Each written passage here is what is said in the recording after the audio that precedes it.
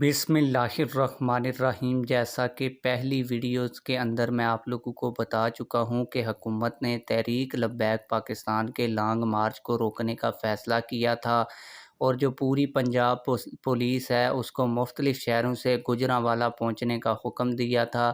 لیکن آپ لوگوں کو بتاتا چلوں کہ جیسے ہی پولیس کی کچھ گاڑیاں تحریک لبیک پاکستان کے لانگ مارچ پر پہنچیں، جس کے مناظر بھی پہلے بھی میں نے آپ لوگوں کو دکھائے، ابھی بھی دکھا رہا ہوں، آپ لوگوں کو بتاتا چلوں کہ جیسے ہی پولیس نے آ کر حکومت کو دوبارہ بتایا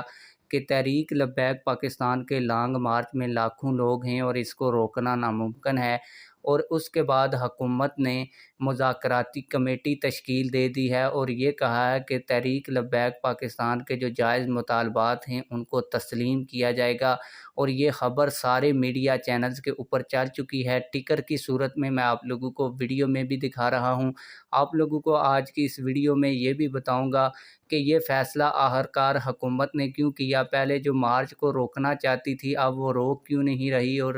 حکومت اب ٹی ایل پی کے جو مطالبات ہیں ان کو کیوں مان رہی ہے۔ میں آپ لوگوں کو ساری چیزیں آج کی اس ویڈیو میں ڈیٹیل کے ساتھ بتاتا ہوں۔ آپ لوگ ابھی جو مناظر دیکھ رہے ہیں یہ تحریک لبیک پاکستان کے لانگ مارچ کے گوجرانوالہ کے مناظر ہیں، اور حافظ سعد رضوی صاحب کی قیادت میں